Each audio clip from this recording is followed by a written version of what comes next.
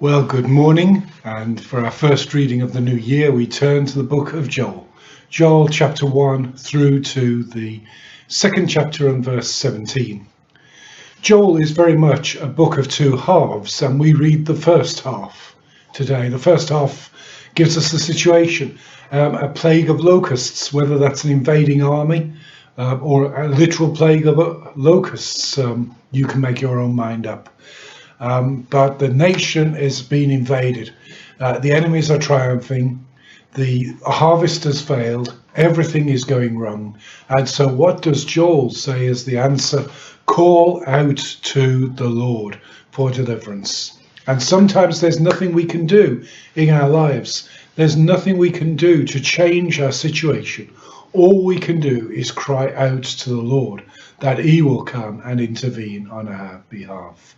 And so Joel recommends that. He said, proclaim a day of fasting, proclaim a sacred assembly, gather together and cry out to the Lord.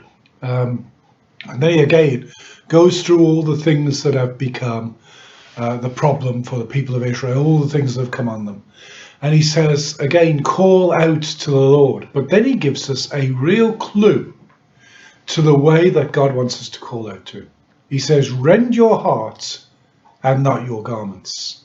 And so, as you know, in Bible times, people would rip their clothes and wear sackcloth and ashes to signify their mourning and their seriousness.